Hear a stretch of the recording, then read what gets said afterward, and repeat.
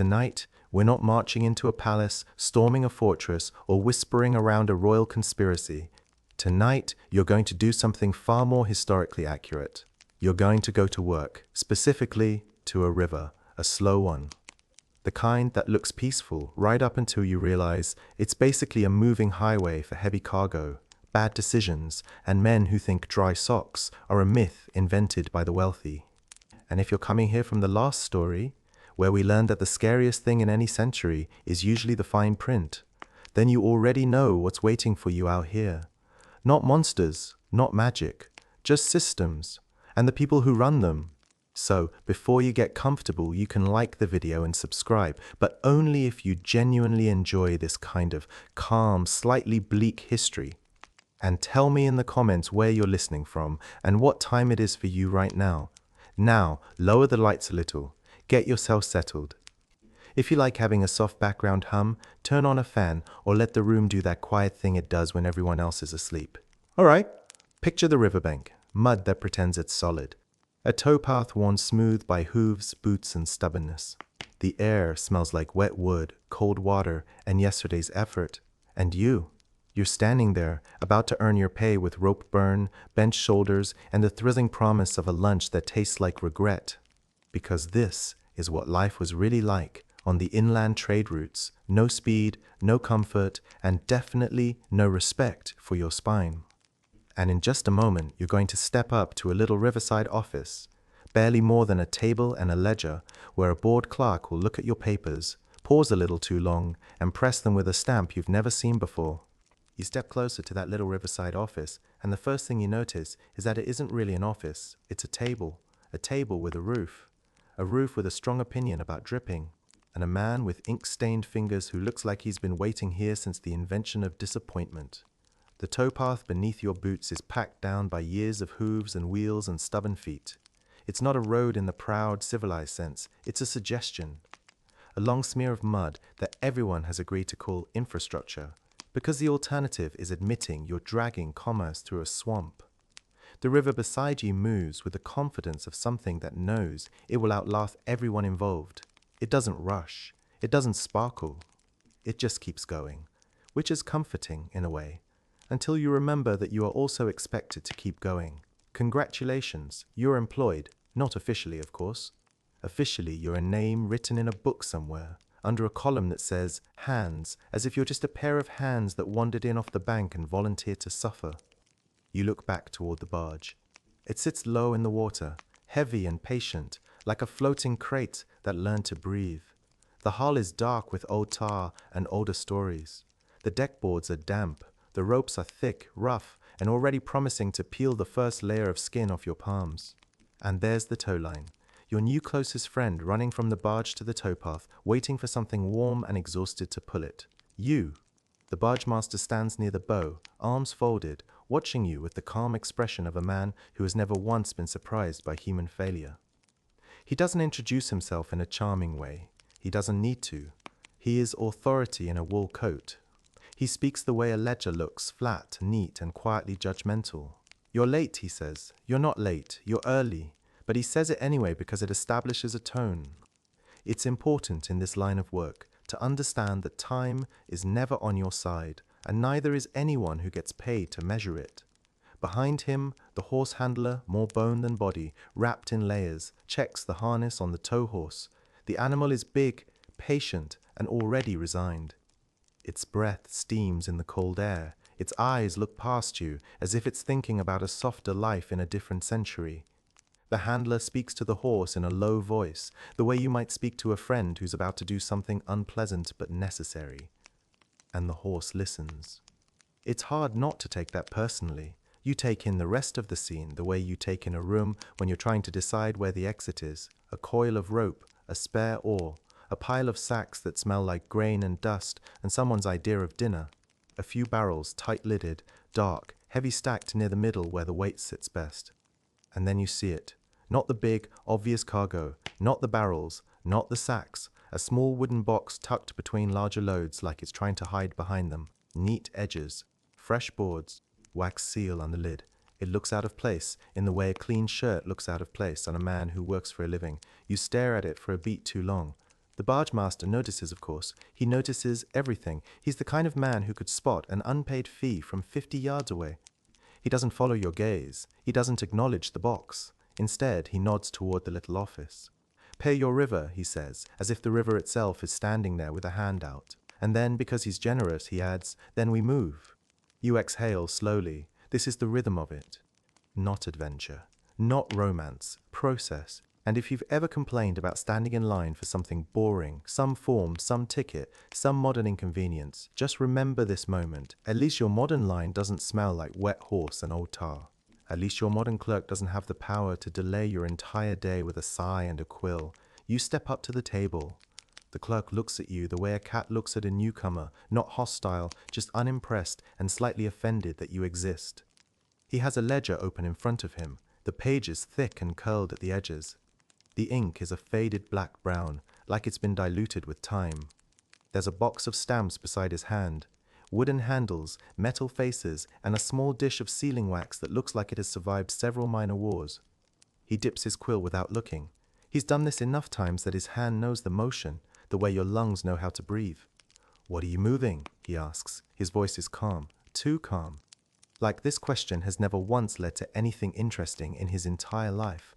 You answer with whatever you've been told to answer. Grain, timber, salt, the boring holy trinity of keeping people alive and mildly unhappy. He writes it down. He asks where you're going. You tell him. He asks where you came from. You tell him. He asks how many hands are on the barge. You hesitate for half a second because the answer depends on whether he counts you as a person or a piece of equipment. You give the number anyway. He marks it. He doesn't ask your name yet, which is strange. Usually, officials want names. Names are their favorite thing. Names make everything feel controlled. Instead, he asks, "Who's your master?" You nod toward the man by the bow. The clerk glances over briefly, then back to the ledger, and makes a small sound in his throat. Not quite approval, not quite disapproval, more like recognition. You've seen this look before, even if you haven't. It's the look people give when a familiar inconvenience walks into their day. The clerk's finger traces a line on the page, sliding down columns of numbers and notes. And as he searches, you find yourself noticing small details that you probably shouldn't care about. His nails are short and stained with ink. There's a faint bruise on his knuckle, like he hit something hard and regretted it. His stamp box is newer than his ledger. And his eyes, tired, pale, keep flicking toward the river, not the barge. As if the river is the real employer. Maybe it is. He turns the page. The sound is soft and dry, like leaves rubbing together. Weight, he asks. You don't know the exact weight. You give a rough answer. He doesn't correct you, which is either mercy or a sign that accuracy isn't the point. He makes another note. And then he pauses. It's a small pause. But in a quiet place, small pauses become loud. His quill stops moving. His eyes narrow slightly. He leans closer to the ledger. You wait. This is the part where the river holds its breath. Not the actual river. Nothing so dramatic. The system holds its breath. The clerk's lips move silently as he reads a line. Then another. He looks up at you for the first time, like you might be more than a pair of muddy boots. What day is it? He asks. You blink. You tell him. He nods slowly, like your answer confirms something he already suspected. Then he asks, and you're leaving now? Yes, you say, because you are. He sets the quill down carefully, as if it might break under the weight of what he's thinking. You can hear the tow horse snorting behind you, a soft stomp of hoof, leather creaking. The barge master calls something to the handler. The handler answers with a short noise that could mean anything from yes to the universe is unfair. The clerk reaches for a stamp, not the most used one. Not the one with smooth edges and worn metal. He reaches for one set slightly aside, like it's reserved. He taps it once on the table, testing the weight, then presses it into an ink pad. He doesn't rush, he doesn't dramatize, which is exactly what makes it unsettling. You know what a normal stamp looks like. You've seen them on sacks, on letters, on permits. They're official, predictable. They have city names, simple symbols, clean shapes. This stamp is different. You only catch the edge of it as he tilts it in his hand, but you see enough to register that it isn't a city seal. It's not even a merchant seal. It's a mark, a sign, something that looks less like authority and more like a warning. He presses it down onto your paper with steady pressure. A dull thunk. And when he lifts it, the ink symbol sits there like a small bruise on the page. You stare at it. He watches you stare. Never seen that before, he asks without any real curiosity. You swallow. No. He nods, as if that's the expected answer. Then he flips the ledger toward himself again and traces the line he was reading. He reads it once more, slower, like he's tasting the words for poison. And now, finally, he asks for your name. You tell him. He writes it down in a separate section, the way you might write down the name of someone who could be useful later. You shift your weight from one foot to the other. The towpath squelches slightly under your boot. It's cold enough that your fingers feel stiff, but not cold enough to numb you completely. The world has decided you should feel everything today. The clerk closes the ledger halfway, then stops, as if he can't quite bring himself to shut it. His gaze drifts past you, over your shoulder, toward the barge, and for the first time, his expression changes. Not fear, not surprise, something more irritating. The expression of someone who has been inconvenienced by information. He points the tip of his quill toward the barge, but he doesn't look away from you. That, your load, he asks. Yes, you say. He hums quietly. Then, in the same calm voice he used to ask about timber and weight and hands, he says something that doesn't fit with any of the other questions. Something that makes the whole morning feel slightly tilted. The strange thing, he murmurs, is that your shipment is listed here. He taps the ledger once with the side of his finger, as already accounted for. He pauses just long enough for your mind to try to catch up. Then he finishes the thought, before you even arrived. And he looks down at the fresh stamp on your paper, as if that symbol explains everything, as if the river itself has been signing for you. You take your papers back from the clerk, and for a second you just stand there on the towpath, staring at that fresh stamp like it might start explaining itself if you look hard enough. Listed before you arrived. It's the kind of sentence that sounds dramatic until you remember where you are. A muddy riverbank, a tired horse, a floating wooden box of cargo, no thunder, no violins, just damp air and a system that apparently knows your schedule better than you do. The barge master doesn't ask what the clerk said. He doesn't ask what the stamp means. He simply watches you fold the paper and tuck it away, as if papers are things that happen to other people. Then he nods once toward the tow line. That's done, he says, which, in his language, means stop thinking. The horse handler clicks his tongue softly, and the tow horse leans into the harness with the slow patience of an animal that has accepted its place in the universe. The line tightens. The barge shifts. And just like that, you're moving. It isn't dramatic. It isn't fast. It's more like the world has finally remembered you exist and started dragging you along with it. The towpath is narrow and uneven, a ribbon of packed earth running beside the river like a scar that never quite healed. There are places where it's firm and places where it's only pretending. There are puddles with a thin skin of cold on top and patches of mud that grab your boots with a greedy little suction. You learn quickly that walking beside a river all day is not the same as taking a relaxing stroll. This is a job that gives you exactly what it promises: work. No comfort, no glory, and definitely no dry hems. The rope runs from the horse's harness to a towing mast on the barge, angled just enough to keep tension without pulling the vessel into the bank. In theory, it's a neat, simple arrangement. In practice, it's a long, heavy argument between wood, water, and friction. And you're part of the argument now. The first few minutes are almost peaceful. The river slides by with that slow, confident motion. The barge glides forward, making a sound like a deep, sleepy sigh as water folds around the hull.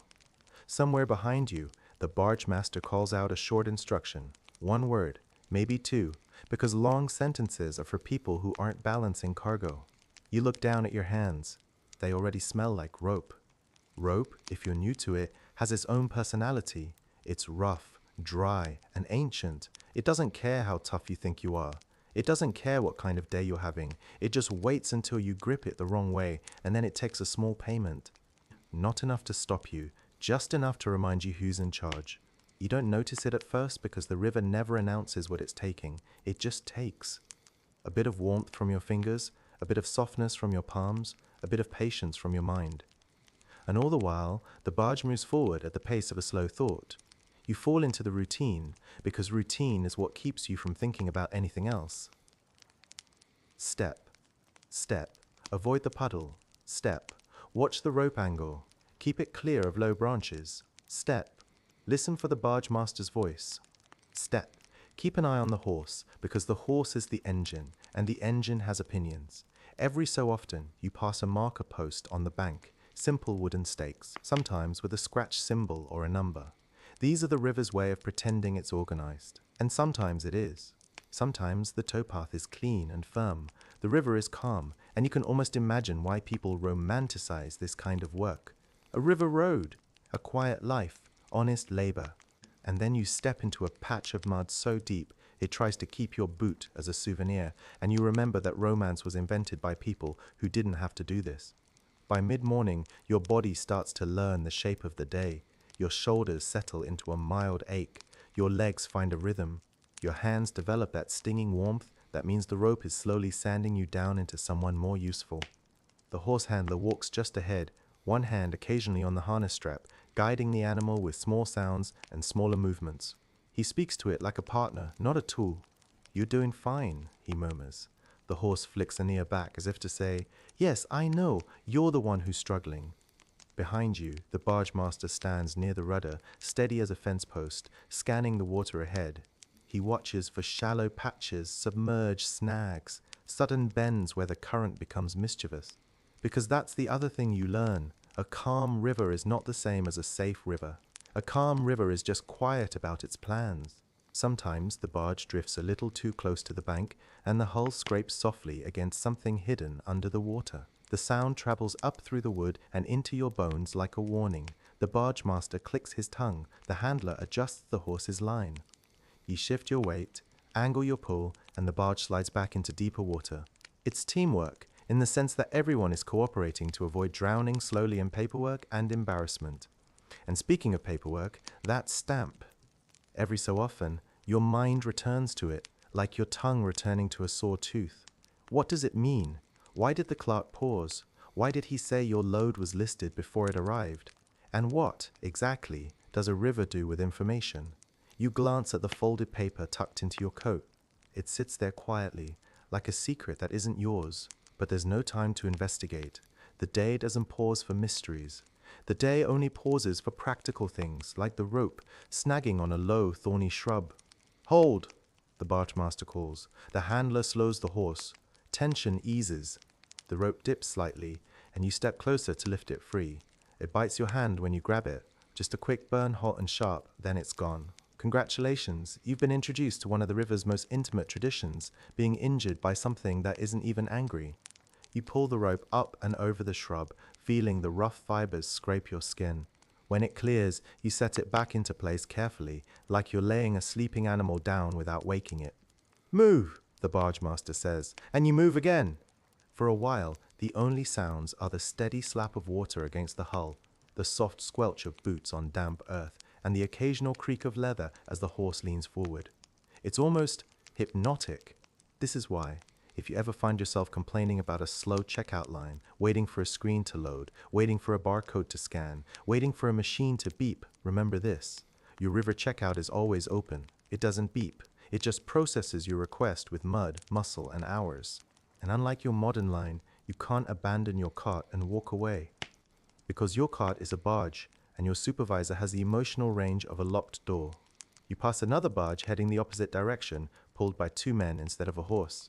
Their faces are turned down, their shoulders hunched, their hands wrapped in cloth that's too thin to help. They don't wave, they don't smile, they look at you the way you might look at someone else standing in the rain, not with hostility, but with recognition.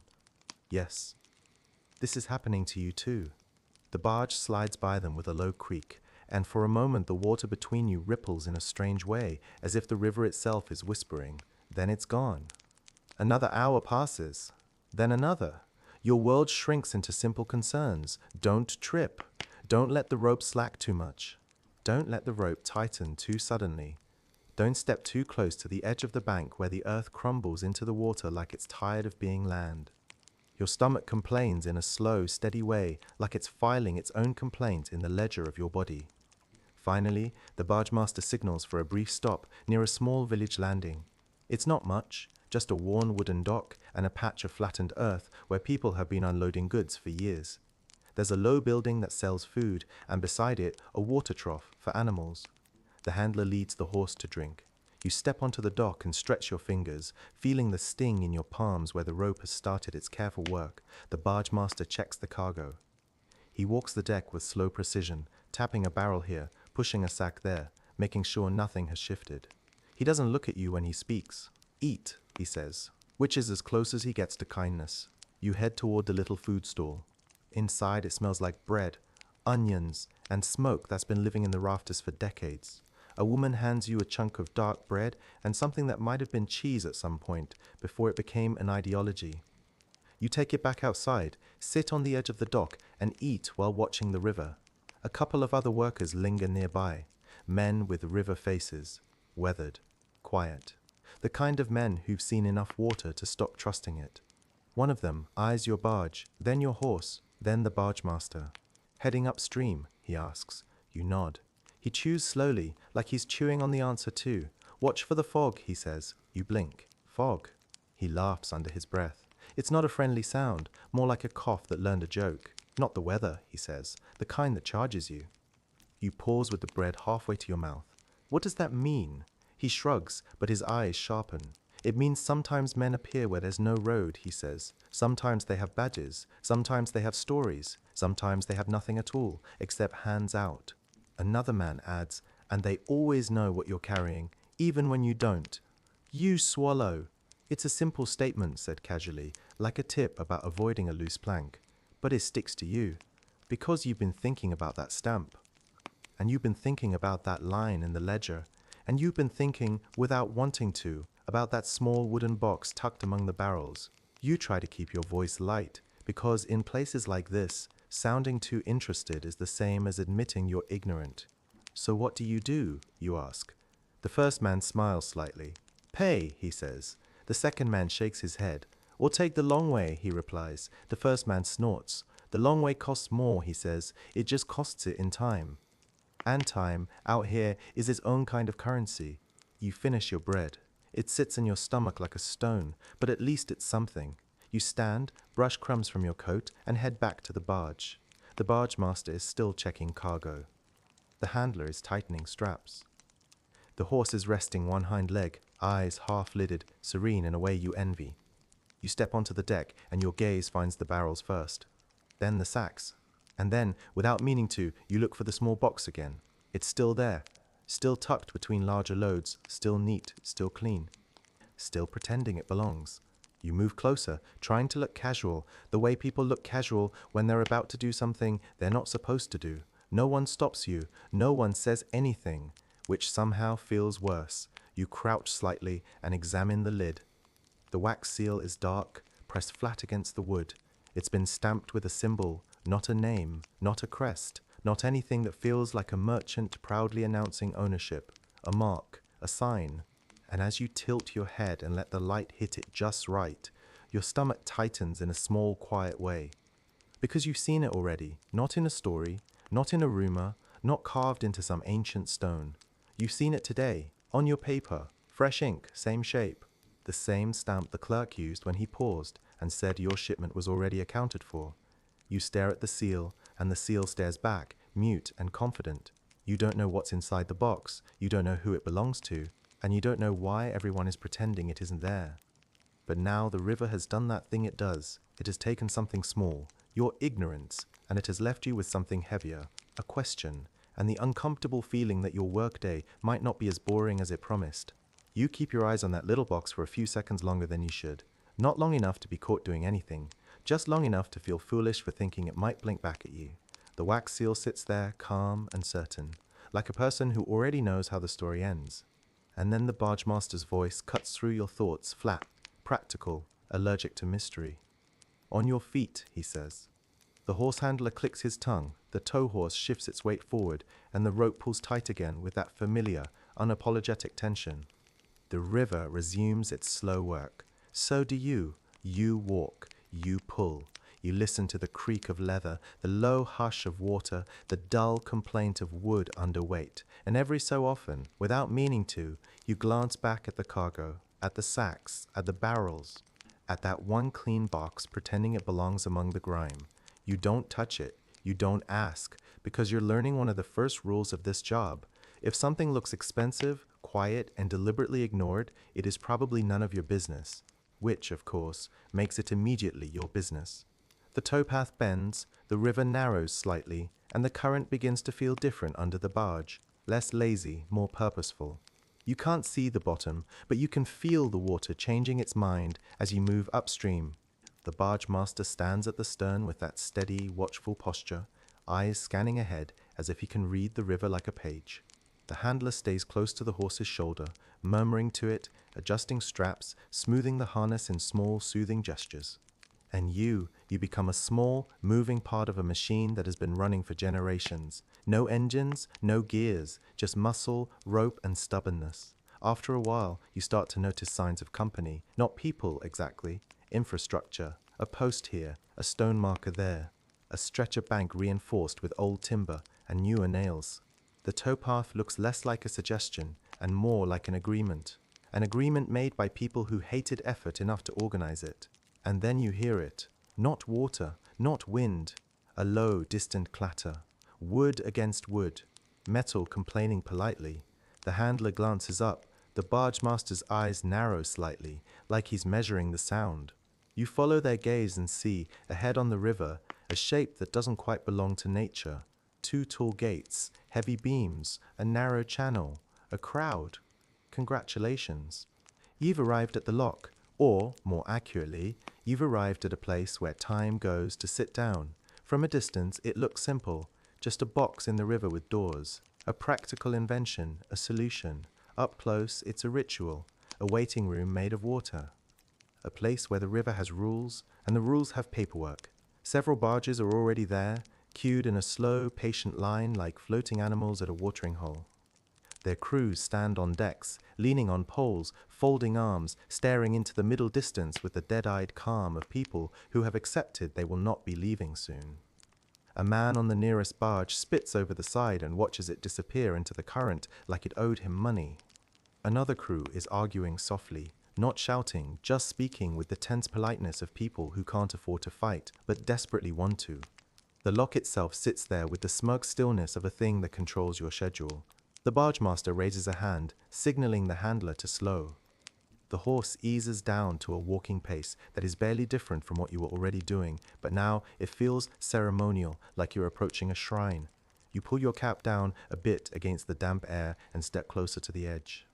The lockkeeper's office is visible, a small, solid hut near the gates, with a window that frames a man and his ledger like a painting titled Bureaucracy in grey. The barge master doesn't say much. He rarely does. But you can feel his mood shift slightly, the way a person's shoulders shift when they realize they're about to spend money. He calls out a brief greeting toward the lock. A reply comes back. Short, unwelcoming, professional. You wait your turn. And waiting, you discover, is a skill out here. Not the relaxed, modern kind of waiting where you scroll through something and pretend it isn't happening. This is the old kind, where you stand and time passes and you feel each minute like a small weight placed in your hands. You watch the barge ahead enter the lock chamber. The gates close behind it with a slow, deep groan. Then there's a pause, nothing dramatic, just stillness. And then the water begins to change. It rises or lowers depending on which way you're going, moving with a quiet determination that's almost soothing if you ignore what it's doing to your day. This is the entire purpose of a lock, to make the river behave like a staircase. Without it, you have rapids, falls, and a shipping route that ends in splinters. With it, you have a controlled box where water is persuaded slowly into lifting thousands of pounds as if it's no big deal. And it does it without applause, because water never asks to be thanked. It just keeps working. The barge master explains it to you in the simplest terms, not because he wants to teach you, but because you're standing near him and you look like you might do something stupid. Keep the line ready, he says. That's the lesson. Not the engineering, not the history. Just don't mess up the rope. And if you're wondering how a lock works in detail, the answer is annoyingly elegant. Gates close, valves open, water moves, levels match. Gates open again. That's it. No magic. No mystery. Just gravity filling out forms in triplicate. But the lockkeeper will make it feel much more complicated than that, because complicated is how people justify being in charge. The barge ahead finally exits, sliding out of the chamber like a loaf of bread being pushed from an oven. Another barge enters. The gates close. Time sits down again. You shift from one foot to the other, feeling the cold creep up from the towpath. The horse flicks its tail, then goes still, half asleep. The handler leans against a post, chewing on something that might be dried fruit or might just be old determination. You look at the other crews. No one is smiling. No one is panicking. Everyone is just there. And if you ever find yourself annoyed the next time a modern system makes you wait, some call center, some line, some please remain on hold, just remember this. At least your hold music isn't the sound of a wooden gate groaning like it's carrying the entire concept of commerce on its back. At least your estimated wait time isn't measured in barges. Finally, it's your turn. The barge master gives the signal. The handler clicks the horse forward. You feel the tow line tighten, then slack slightly as the barge angles toward the lock entrance.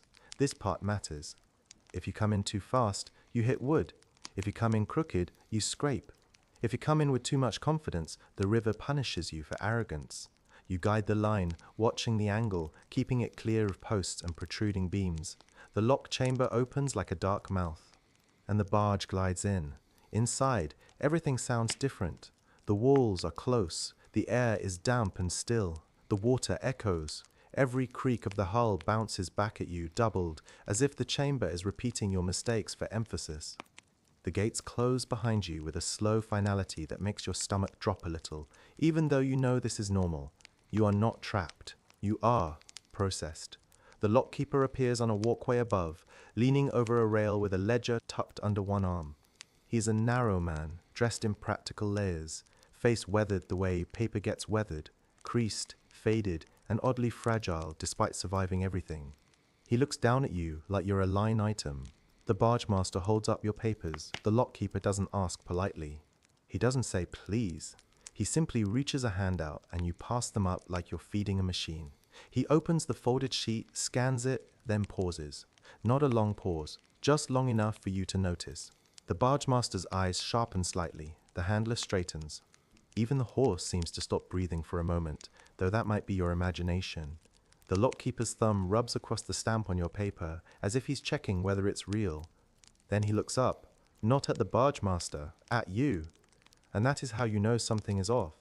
Because in a world of paperwork, no one looks at the worker, they look at the signature. What's your name? He asks. You tell him. He makes a small note in the ledger. What's your cargo? He asks, even though it's written right in front of him.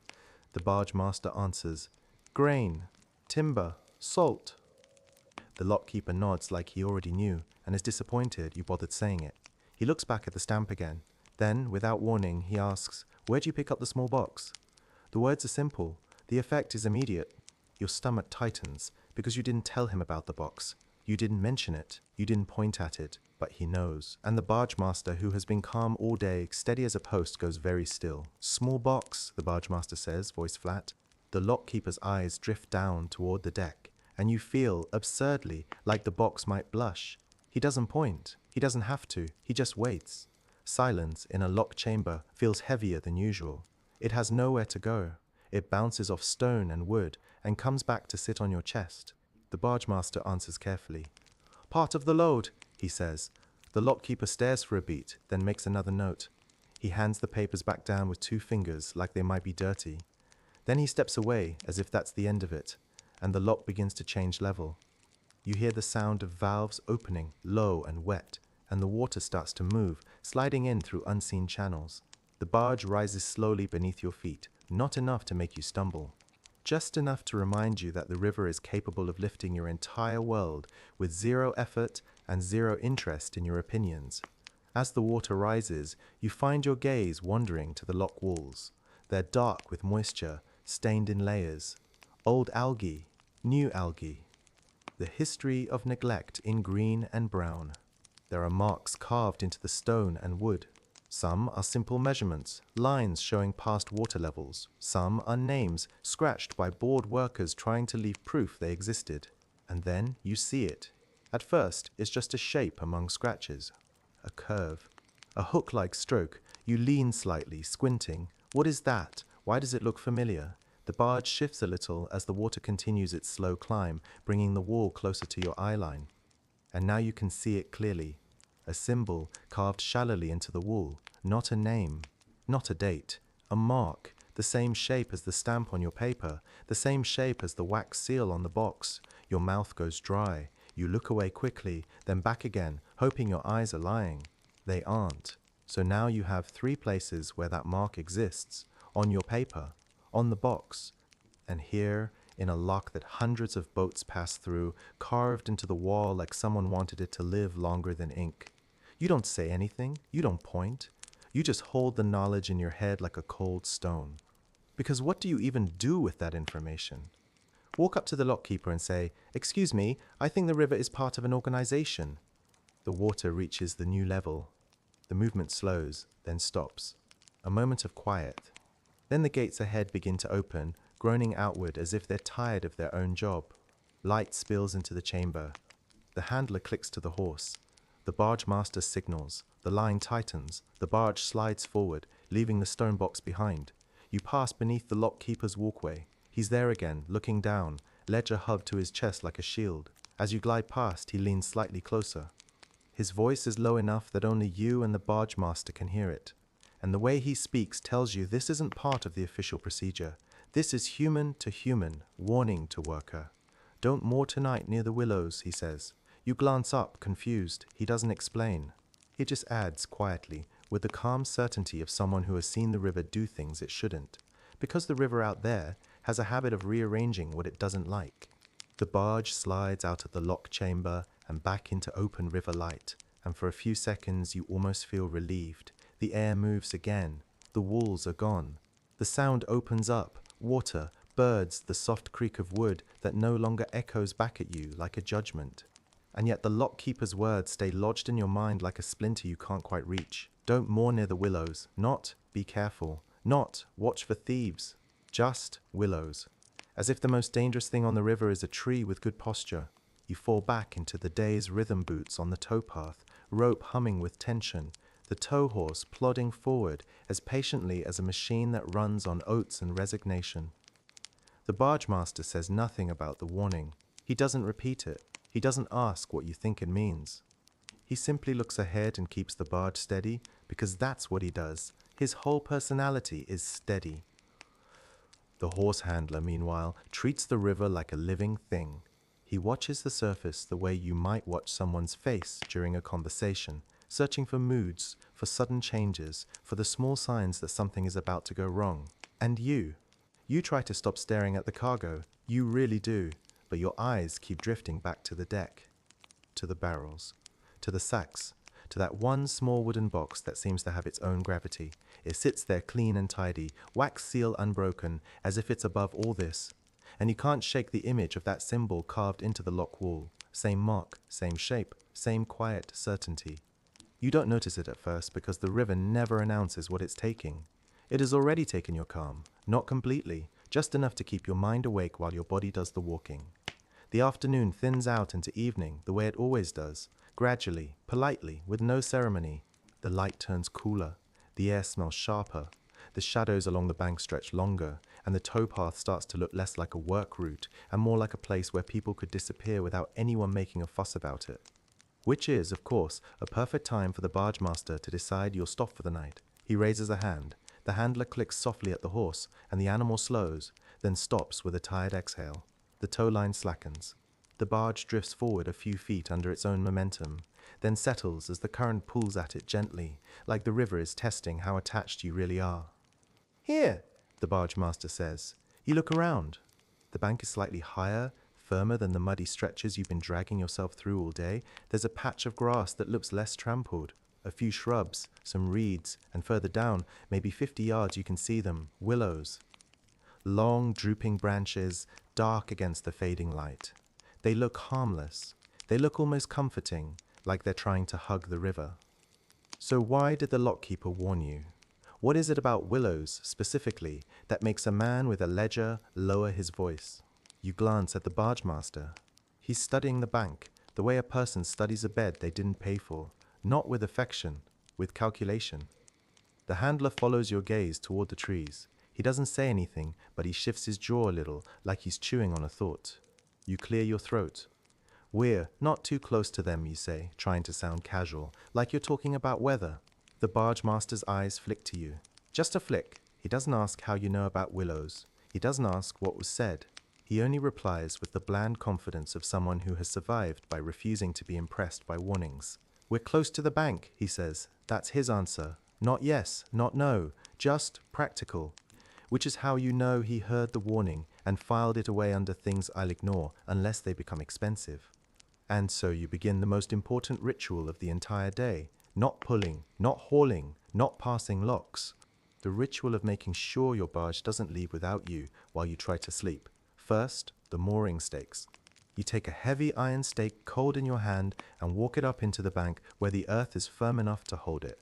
You position it at a slight angle away from the river, because the river will pull all night like a bored child tugging on your sleeve.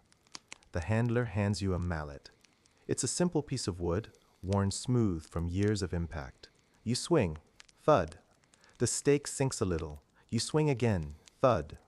A little deeper. There's something quietly satisfying about it, in a way, like you're nailing your existence into the ground. You don't get many chances to do that in life. The barge master watches, then nods once. That's approval, apparently. The handler ties off one line with a quick practice knot, fingers moving like they're working from memory instead of thought. You try to copy it. It looks simple when he does it. When you do it, the rope becomes a puzzle that resents being solved. You pull it tight, looping it around the stake, and the line hums faintly with tension. The barge shifts against the pull, then settles, for now. Second, securing the cargo. This is where the day's romance truly dies. You check the barrows to make sure they haven't rolled. You adjust sacks so they don't slump toward the edge. You throw a rough canvas over the top, not because it's waterproof. Nothing is truly waterproof out here, but because it makes you feel like you're doing something. The barge master lifts the canvas at one corner, checks underneath, then drops it again. His eyes are scanning. Not just the cargo, everything. The bank, the towpath, the trees, the willows. Third, the horse. The handler unhooks the tow horse from the harness with a tenderness that feels almost out of place in such a hard job. He rubs the animal's neck, checks its legs, offers it water, then leads it to a patch of grass where it can chew on something that isn't disappointment. The horse lowers its head immediately, grateful. You watch it for a moment and feel a flicker of envy. At least the horse doesn't have to wonder about stamped symbols and carved marks. At least the horse has the luxury of thinking only about grass. The barge master finishes his final checks, then looks at you. "Eat," he says again. You're starting to understand that he uses this word the way other people use encouragement. Dinner is simple, a piece of bread, something salted, something dried, the kind of meal that doesn't comfort you so much as it proves you are still technically alive. You sit on the deck with your back against a coil of rope that smells like tar and river water. The sky dims, the river darkens, the wind drops, and the world begins to quiet in that special way it does at night, when everything seems to pull back a little as if making room for sleep. If you've ever slept in a modern bed, clean sheets, mattress, a room with walls that don't drift downstream, then you already know how unfair tonight is going to feel. But if you've ever tried to sleep somewhere you're not fully safe, you'll recognize the sensation immediately. You don't relax all at once. You relax in pieces, a shoulder, a hand, a breath, and even then some part of you stays awake listening, because the river never sleeps, it only changes volume. The barge master chooses his spot to sleep without ceremony near the stern, where he can see the deck if he wakes. He folds his coat under his head and lies down like a man who has made peace with discomfort. The handler settles closer to the horse, not far from the bank, with a blanket that looks like it has survived several disappointments. And you. You find a place that looks moderately less damp than the rest of the deck, and arrange yourself the way people arrange themselves when they've accepted they will be sore tomorrow. You pull your coat tighter. You shift until the wood stops pressing so sharply into one hip. You exhale. The river makes its soft, steady noise beside you. A hush, a lap, a faint slap against the hull. The ropes creak as the barge tugs against its stakes as if testing your work, and slowly, almost against your will, your mind begins to drift. Thoughts come and go in lazy waves. The clerks pause. The stamp. The lock wall, the willows, and then nothing, or rather, something that feels like nothing. Time passes. Maybe an hour, maybe two. You wake up because your body tells you to, not with panic, not with a jolt, just a quiet insistence like a hand on your shoulder. At first, you don't know why you're awake. Everything seems the same. The river is still there. The wind is still low. The night is still dark. You listen. What's that? A sound. Very small. Not a voice. Not footsteps. A soft wooden knock, like a loose board settling. Then a faint scrape. Then silence again. You hold your breath, and for a moment the only sound is water and your own pulse trying to be discreet. You sit up slowly. The barge master is still lying down, but his eyes are open. Not wide, just open, as if he never fully closes them. The handler is asleep, face turned away. The horse shifts once, then goes still. You look toward the cargo. The canvas cover lies where you left it. The sacks look unchanged. The barrels look, you blink. One barrel is slightly out of place, not dramatically, not rolled across the deck, just rotated maybe, moved by inches. Enough to make you doubt yourself. Enough to make you wonder if the river's tugging did it. Enough to make you remember the lockkeeper's warning and feel a small, cold line of discomfort run down your spine. You swing your legs over the side of your resting spot and stand, careful not to make the deck creak too loudly. You walk toward the cargo. Each step feels louder than it should. Wood always seems to exaggerate at night, like it enjoys tattling. You lift one edge of the canvas and peer underneath. Everything is there. Everything is fine, which is, somehow, not reassuring. Because fine is what things look like right before you notice what's missing. You crouch near the small wooden box. The wax seal is still intact. No broken edges. No spilled wax. No obvious tampering. But as you lean closer, you see it. A thin line across the wax like a hairline crack or a shallow scrape. As if someone pressed a nail into it. As if someone tested it. As if someone began to open it and then decided not to. Your throat tightens. You glance over your shoulder toward the bank. Nothing moves. No lantern light. No silhouette. Just black reeds and the darker outline of trees. You look toward the willows. Their branches hang low, barely stirring. They don't look threatening. They look tired. They look like they've seen 1,000 nights like this. You straighten up and let the canvas fall back into place. You tell yourself what you want to believe. It was the barge shifting. It was the rope pulling. It was your imagination. It was nothing. Because if it's something, then you have to decide what to do about it. And you are very tired. You turn to go back to your spot. And that's when you notice something else. Not in the cargo, not in the river, on the deck itself. Near the bow, on a plank that catches a faint sliver of starlight, there's a small mark, a pale smudge that shouldn't be there. You step closer. You crouch. You run a fingertip near it, careful. Powder comes off lightly on your skin. Chalk. A tiny chalk symbol, drawn quickly, almost casually, like someone wanted it to be missed. And you stare at it for a moment, feeling the night widen around you, quiet and patient. Because the river didn't make chalk marks, and neither did you. You stare at the little chalk mark until your eyes start trying to turn it into something else. A smudge, a scrape, a mistake. Because it would be easier if it were a mistake. You rub your thumb and forefinger together. The powder feels dry and light. An odd texture for a night that's otherwise wet, cold and heavy with river air. And you do the most practical thing you can do with a mystery at midnight. You put it back in your pocket, not literally of course, but mentally.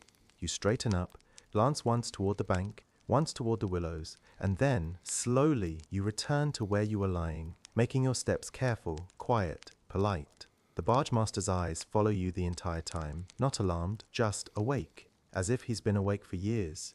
You lie down again, staring up at the dark sky until your thoughts soften around the edges. The river keeps whispering against the hull. The ropes creak. Your hands sting faintly where the day rubbed them raw.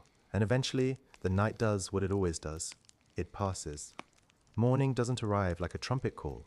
It arrives like a dimmer switch being turned up half a notch. You open your eyes and, for a second, you can't tell if they're open at all.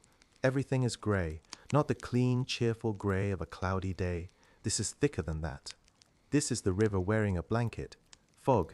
It sits low over the water and crawls up the banks, swallowing the towpath, swallowing the reeds, swallowing distance itself. It makes the world feel smaller, quieter, and strangely intimate-like. You're standing inside a secret. The horse handler is already up, moving slowly, quietly, as if he doesn't want to startle the morning. He checks the horse's harness with practiced hands. The animal stands still, patient, damp along the neck, looking like it also had a long night of thinking. The barge master stands at the bow, arms folded, staring into the fog with the calm focus of someone reading a bad letter. No one mentions chalk, no one mentions the box, no one mentions Willows. Because that's another rule you're learning out here. If something can't be solved with rope, wood, or money, it gets ignored until it becomes unavoidable. You sit up and flex your fingers. They protest. Your palms feel tender, sanded down by yesterday's line. Congratulations. You survived one night on the river. Now you get to do it again. The handler eases the mooring lines loose. The stakes come out of the bank with a dull, reluctant sound, like the earth is disappointed to let you go. The barge drifts a little, testing its freedom. The towline gets reattached. The horse leans into the harness, and you start moving through a world that looks like it hasn't finished loading yet. The fog changes the river in subtle ways. Sound travels strangely. A splash can seem close when it's far. A creak can echo and feel like footsteps when it's just wood settling. Distance becomes unreliable. You can't trust your eyes, so you learn to trust other things. The feel of the current beneath the barge, the angle of the towline, the shape of the bank as it passes, if it passes, if it passes. The handler points out markers as they emerge from the grey, one by one, posts driven into the mud, stones with chipped paint, a crooked pole that marks a shallow area where barges like to pretend they're boats and then remember they're heavy. And you realize something. The river has a language. Not words, more like hints. And in fog, those hints become harder to read. You keep walking, boots muffled by damp earth, listening for anything that might warn you of trouble. And you try not to think about the chalk mark. But it's already in your head, sitting there beside the stamp and the wax seal and the carved symbol in the lock wall. 3 marks and a message you can't translate. What's that? A club? A guild? A private joke shared between men who stamp papers and men who open boxes? Or is it simply what it looks like, a sign that someone has been paying attention to you? The barge master calls a short instruction. The handler adjusts the horse's pace. The barge glides forward, slow and steady, as if the fog doesn't matter. But it does, because fog doesn't just hide things. It softens them. And when things are softened, they're easier to reshape. You pass a bend where the river widens slightly. The current relaxes, the water goes smoother. The towpath becomes firmer. For a few minutes, it feels almost peaceful. The kind of peaceful that could convince you this job is simply long walks and quiet water and repetitive labor. The kind of peaceful that makes you forget the world is full of people who profit from repetition. Then you hear it. A small sound out on the water. Not the barge, not the horse. A separate rhythm, a light tap, a soft splash, oars. The handler hears it too. His shoulders tighten slightly, just for a moment, like a man bracing against a cold wind. The barge master doesn't move, but his gaze shifts, focused and narrow. You look toward the sound, and at first you see nothing but fog. Then a shape pushes through the grey like a thought forming. A small boat, low in the water, quick, controlled. It comes in from the side, angling toward your barge with practiced ease. Whoever is rowing knows the river. That's obvious immediately. They don't fight the current. They use it. As the boat draws closer, 2 men become visible, both in layered clothes meant for damp mornings, both wearing the kind of expression that says they've already decided how this conversation ends. One of them holds the oars, the other sits near the bow with his hands tucked into his sleeves as if he's cold or simply saving energy for the part where he asks you for something. They glide alongside your barge without bumping it. That alone should tell you they've done this before. The man in front lifts a hand slightly, not a wave, more like a claim. "Morning," he calls, voice calm. The barge master answers with a nod that could mean hello or could mean I'd rather you didn't exist. The man smiles faintly, as if he's heard that tone 1,000 times and never once been discouraged by it. "Maintenance fees today," he says. "Temporary. River works." You blink into the fog. Maintenance fees. River works. You look around. Do you see workers, tools, fresh timber, anything that looks like works? No, just fog, water, and your life slowly drifting past. The barge master keeps his voice even. "We paid at the office." The man in the boat nods sympathetically, like your statement is adorable. "Yes," he says, "those are the usual fees." He pauses, letting the fog fill the space between words. "This is a different one." He says it as if it makes perfect sense, as if rivers are famous for having surprise charges, which, to be fair, they are, just usually in the form of hypothermia. The second man, still on the oars, leans slightly forward and lets his eyes travel over your deck. Not casually, deliberately. Like he's counting. He looks at the sacks, the barrels, the canvas covering.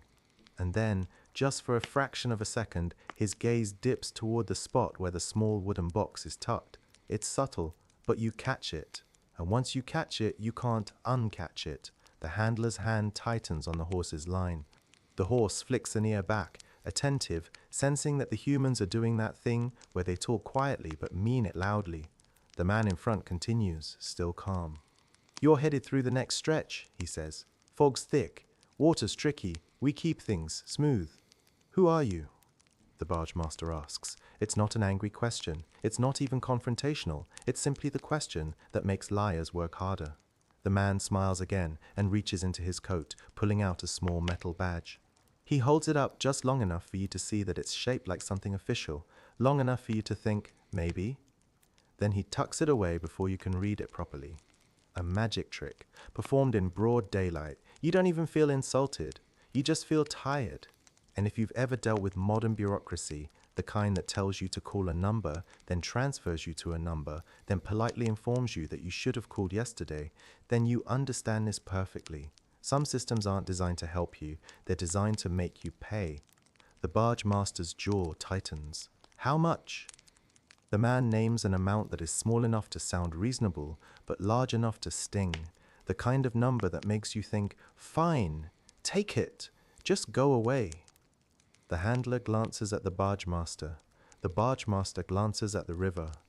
The river glances at no one, because the river is above all this. Silence settles. Then the barge master says, "We don't have that." The man in the boat shrugs lightly, as if this is an everyday inconvenience.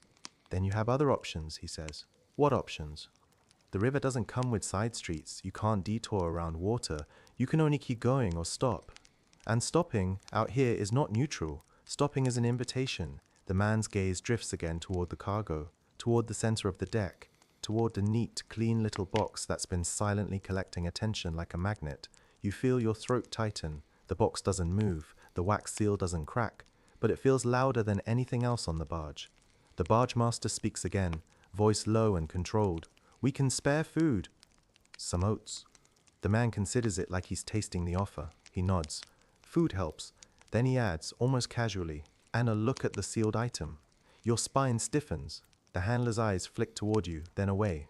The barge master doesn't answer immediately. It's a small pause. Just a pause. But out here, pauses are dangerous because they let people fill them with assumptions. The man in the boat waits, perfectly patient. And in the fog, patience can look a lot like confidence. The barge master finally says, "No." Simple. Final. The man's smile thins, but it doesn't disappear. He turns his head slightly, speaking to the oarsman without looking away from the barge master. "Then the fees are higher," he says conversationally. "River's more work today." The oarsman nods as if this is completely fair. As if the river sent them an invoice and they're simply passing it along. You can feel the morning tightening around you. Not panic, just pressure. A slow squeeze. What do? Argue with them. Push them away. Call someone. Who? The fog. And even if you did fight, it would be messy and loud and not worth it. Because this isn't really about strength. It's about friction. They're applying a small, consistent pressure. The way the rope applies pressure to your palms. Not enough to stop you. Just enough to make you comply. The barge master exhales through his nose, controlled. He reaches into a pouch and pulls out a smaller amount of coins than requested. He holds them up. The man in the boat watches. The barge master adds a small bundle of dried food. Nothing precious, just enough to show goodwill. The man nods, satisfied in the way people are satisfied when they get away with something small. He reaches out and takes the coins, then takes the food. His fingers are quick, clean, efficient. He does not reach for the box. But his eyes, again, flick toward it, like he wants you to know he could. Like he wants you to wonder why he didn't. He tucks the payment into his coat and gives a brief, almost friendly nod. "Good," he says. "Safe passage." He gestures with 2 fingers, and the oarsman begins to row, pulling the small boat away from your barge with barely a splash. As they drift back into the fog, the man in front turns his head one last time. He looks at the barge master. Then, briefly, he looks at you. And it feels uncomfortably like recognition. He lifts his hand, not in a wave, but in a small motion like he's tracing something in the air. A shape, a simple mark, the same one you've seen on paper, on wax, and carved into stone. And with that faint, calm smile like this is all very ordinary, he says quietly. You arrived early. A pause. Then, as their boat dissolves into the fog like it was never there at all, that's rare. The small boat disappears back into the fog, and for a moment you're left staring at empty grey water like it might replay what just happened if you look at it hard enough. You arrived early. That's rare. It's a strange farewell, not a threat exactly, not a warning either. More like someone commenting on the weather, except the weather just asked you for money and traced a symbol in the air. The barge master doesn't react in any visible way. He doesn't curse. He doesn't chase them. He doesn't even watch them leave for very long. He simply turned his attention back to the river, as if this was just another toll like mud or cold, or the steady decay of your optimism. The horse handler loosens his grip on the line a little, the tow horse exhales, and the barge continues forward as though nothing unusual happened. Which is, in a way, the most unsettling part. Because the river doesn't pause for confusion, it doesn't stop to let you process your emotions, it keeps moving at the same slow pace and expects you to do the same. You walk. Your boots make that damp, quiet sound on the towpath, less a step and more a soft surrender. The fog begins to thin as the morning advances. It doesn't vanish all at once. It retreats in patches, like it's being peeled away from the surface of the river. Shapes reappear. First, the near bank reeds, stones, bits of driftwood, then the far bank trees, fences, the occasional figure moving along a path. Then, eventually, the first signs that you're approaching somewhere that matters. The river widens slightly. The banks look more reinforced. Timber edging, old stonework patched with newer stonework. You see posts driven into the mud in neat lines, meant to keep boats from turning into expensive firewood.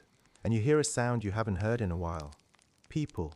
Not one or two tired workers, a lot of them. A layered, distant noise, voices, wood being dragged, something metal clanging, the faint shout of a man who wants everyone to know he's in a hurry. Congratulations! You're nearing the market quay. From a distance, it looks like a small town leaned forward to drink from the river and never quite straightened up again. There are low buildings close to the water, warehouses with wide doors, stacked crates, and the kind of steady activity that makes you realize something important about history. Most of the past was logistics, not romance, not heroism, just moving heavy things from one place to another while someone counts.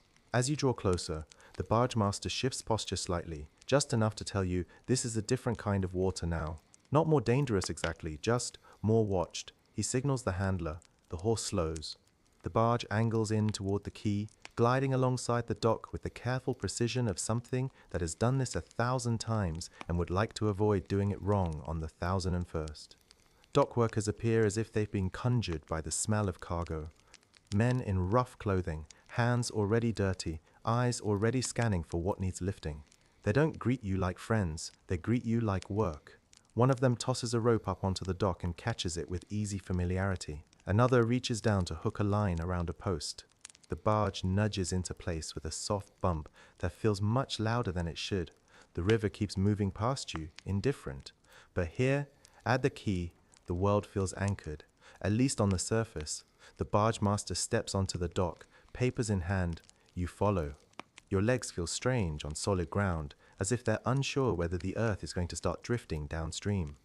The smell here is different than the towpath. Less mud, more people, more stored grain, more smoke, a little tar, a little fish, even though you wish it weren't there.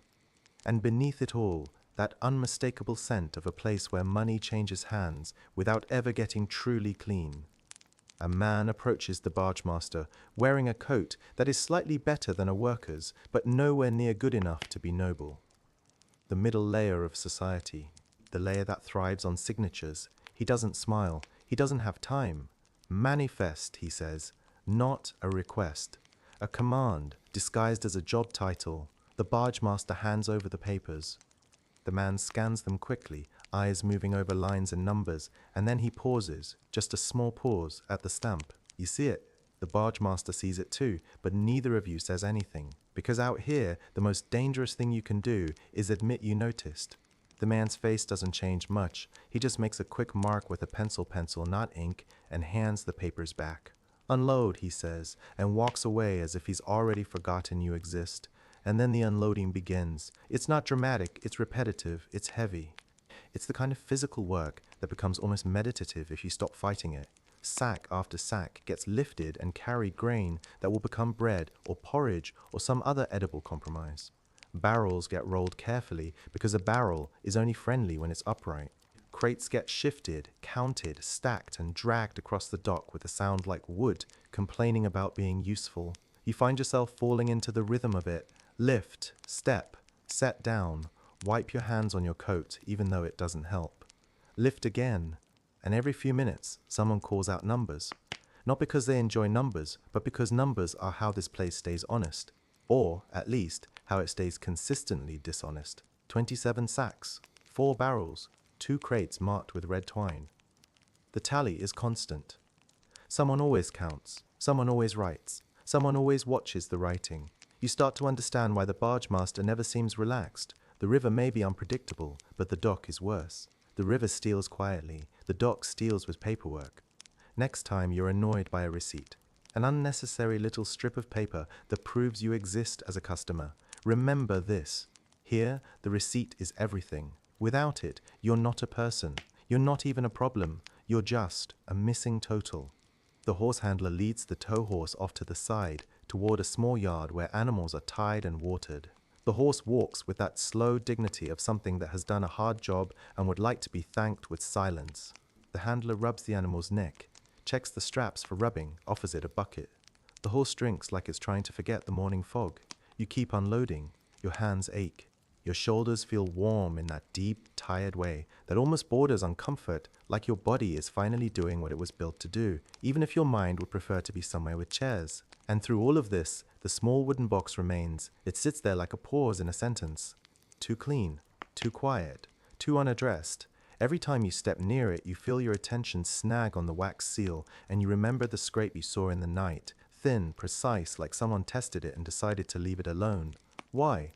Who tests a sealed box and then walks away? What were they looking for? Or worse, what were they confirming? You don't touch it, not because you're noble, but because you have the good sense of a tired worker. Tired workers know that curiosity is expensive. After a while, the dock begins to look different. Less like a chaotic pile of goods, and more like a system. Stacks forming, spaces clearing, your barge becoming visibly lighter. The barge master checks the deck, eyes scanning the way they always do. And then you see him stop, not dramatically, not with a gasp, just a halt, a tiny stillness. He looks toward the river-facing end of the dock, and you follow his gaze. 3 men are walking toward you, not dock workers, not merchants, not men who lift things.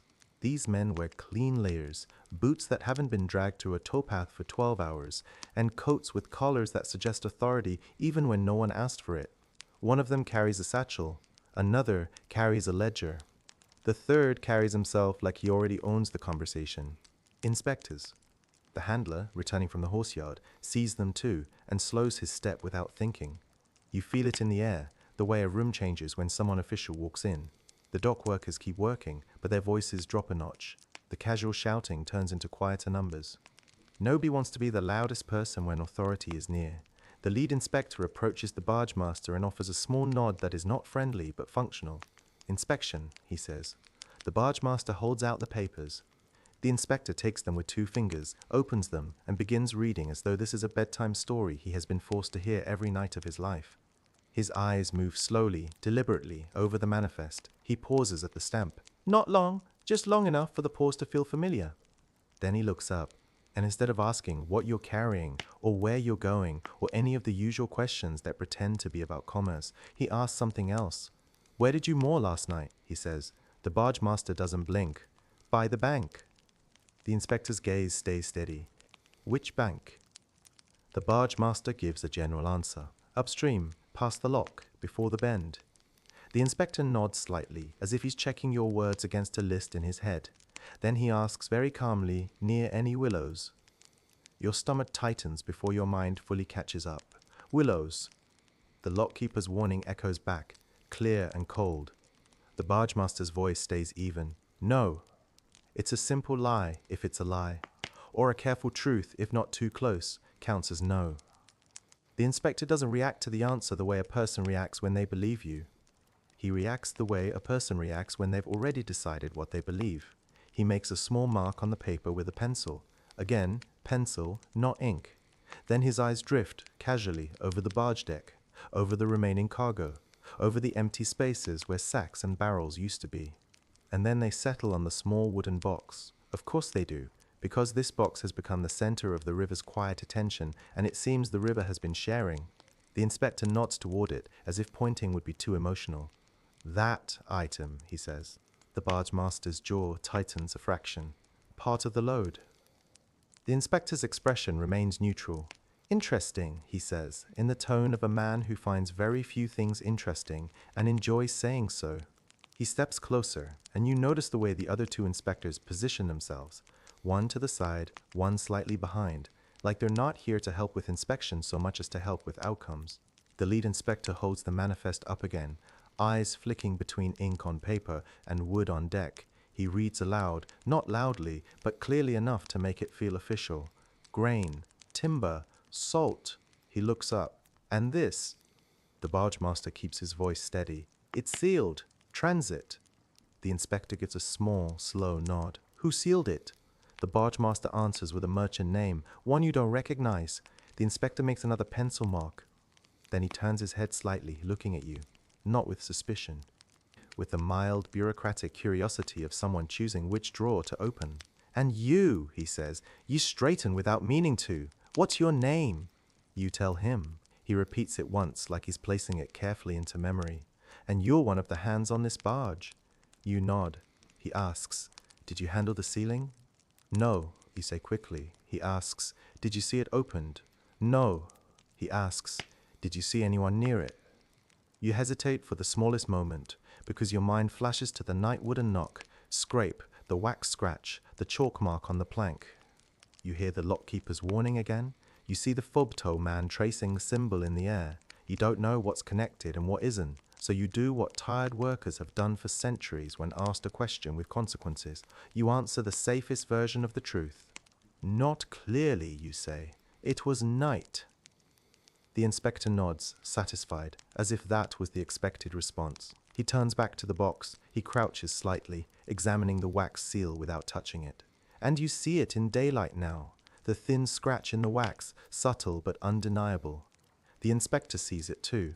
His eyes narrow just a touch. He doesn't comment on it. He simply stands, dusts his fingertips together as though he's handling cleanliness itself, and says, "We'll need to verify this item."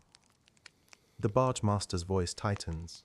"It's sealed," the inspector replies. "Seals can be replaced." A pause. Then, almost gently, he adds, "As you know." The barge master doesn't answer.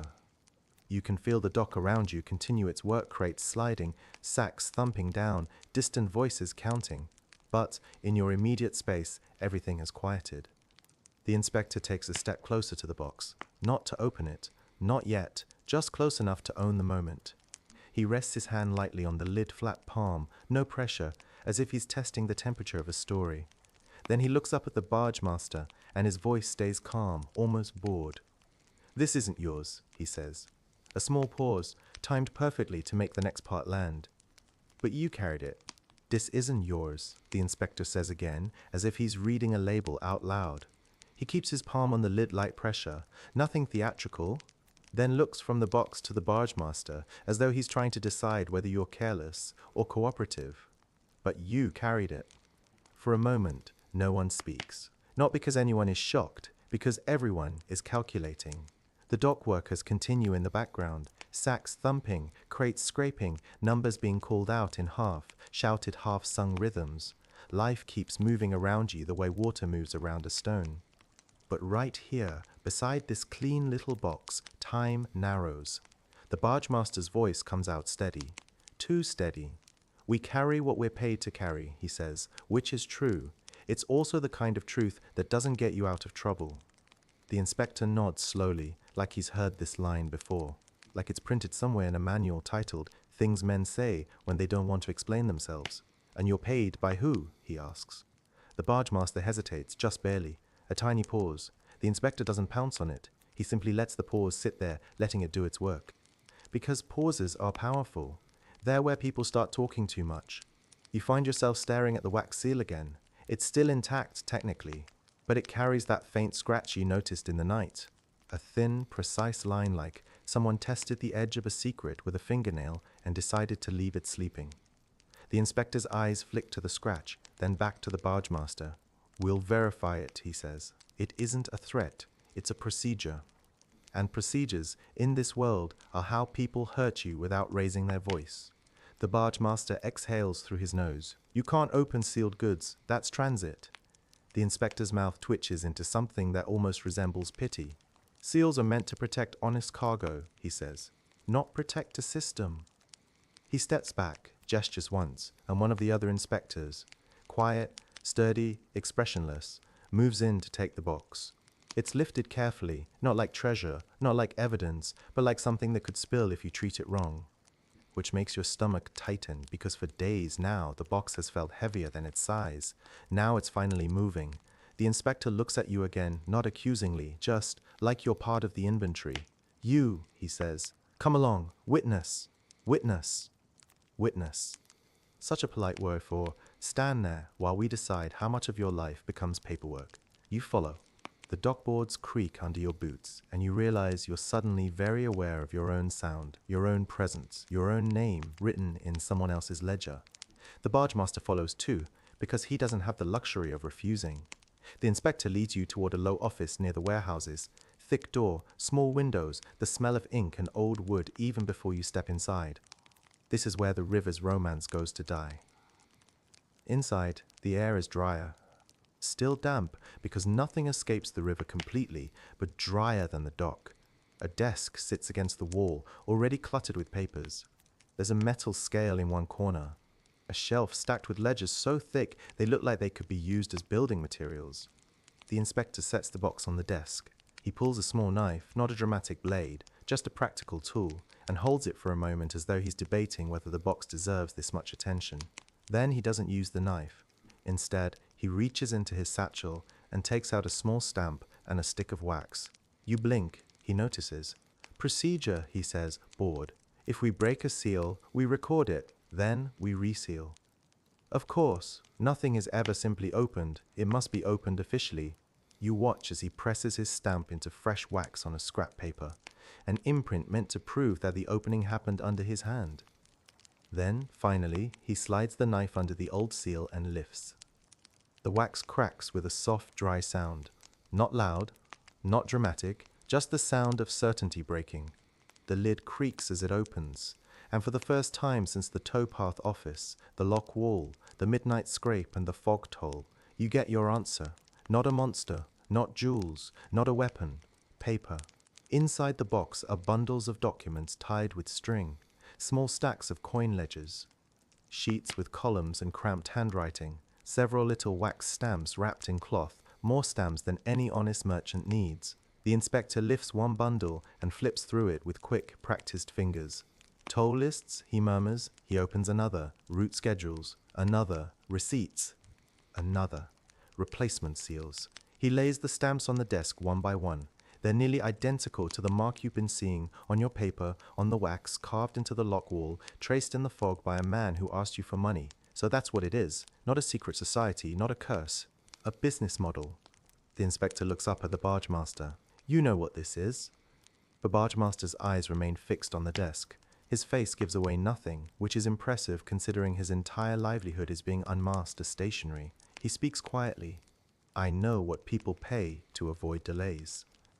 The inspector nods, as if that's an answer he can file. "So you carried it because," he prompts, like a teacher trying to help a slow student finish a sentence. The barge master's mouth tightens. "Because the river is expensive," he says. Then, after a beat, he adds the part that sounds more like honesty. "And because the official fees and the unofficial fees both come out of the same pocket." He glances at you, briefly, not to apologize, to make sure you understand the real lesson. This isn't about villains in black cloaks.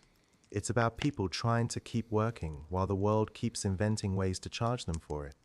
The inspector sets the papers down and rubs his temple with 2 fingers, as if the headache is older than he is. So, he says, the clerk at the Towpath recorded your shipment before you arrived. The barge master doesn't answer. The inspector continues anyway, voice calm, almost sleepy, like this is the most boring thing in the world, which is exactly why it works.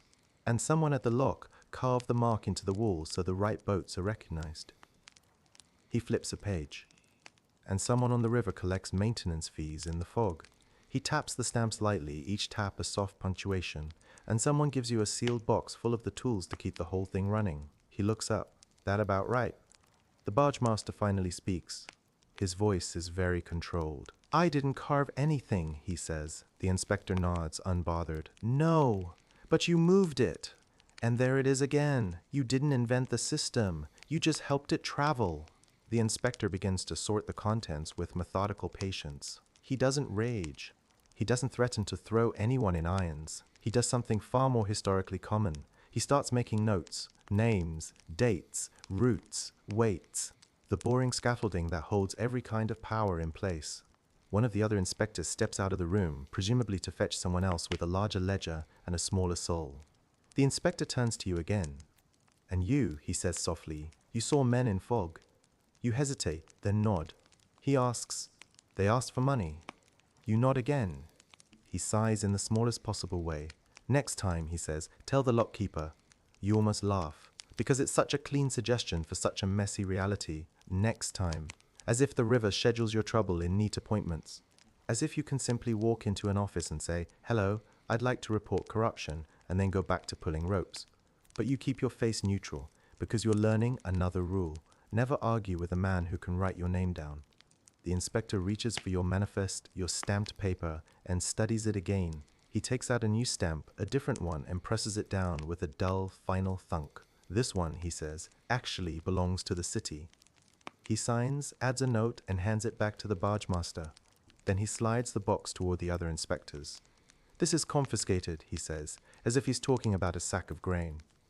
The barge master's eyes flicker just once to the box. The loss isn't sentimental, it's logistical, a change in what he expected the world to be. He nods stiffly. The inspector closes the lid, seals it with his own wax, then marks it with a strip of paper that will later become more paper. Because paper is how this world eats. A few minutes later, you're back out on the quay. The river looks the same as it did before the box was opened. The dock workers are still counting. The horse is still chewing. The towpath still waits for feet to grind it down. And you feel an odd kind of emptiness, the way you feel after a long day of worrying when the answer turns out to be boring. Not boring in a comforting way, boring in a human way. You find yourself thinking, of course it was paperwork. Of course the mysterious symbol was just a stamp. Of course the river's secret wasn't magic. It was accounting. The barge master walks ahead, shoulders squared, saying nothing. The handler follows, quiet. You follow them both, feeling your mind settle. You don't know what will happen to the men in fog. You don't know what will happen to the clerk with the wrong stamp. You don't know what will happen to the mark carved into the lock wall. But you do know something now. The river keeps moving. And it keeps things, not treasure, not legends. It keeps patterns. It keeps habits. It keeps the soft, invisible systems people build on top of water because they think water won't notice. And maybe it won't. Maybe it doesn't care. Maybe it just carries everything, equally, grain, timber, salt, and small human schemes, until it reaches the sea and forgets. You step back onto the barge. It feels lighter now, not just from unloading, but from losing the box that seemed to pull attention like a tide. The tow line is retied. The handler checks the harness. The horse shifts, ready, and as you push off and begin to move again, you glance down the quay at another barge arriving through the widening river channel. It slides in slow, steady, ordinary. Just another day, just another load. And on the bow feint, pale against dark wood, you catch a small chalk mark. The same shape you found in the night. Only this one is clearer, deliberate, as if someone wanted you to see it. And just like that, the river gives you one last, quiet reminder. A different barge, a different crew. The same chalk mark cleaner this time, almost confident, because that's what the river really keeps, isn't it? Not gold, not glory, not grand speeches, patterns. The same small systems floating from town to town until somebody finally decides to look closely enough to read the fine print. So that was life on the inland trade routes, sore hands, damp mornings, endless waiting, and the kind of administration that can follow you farther than any storm ever could. Next time you're stuck behind a slow line somewhere, some checkout, some loading screen, some polite little "please wait," just remember, at least your delay probably doesn't come with a horse, a towel line, and a man in fog charging you for the privilege of moving forward. If you're already asleep, I hope the river stayed gentle tonight.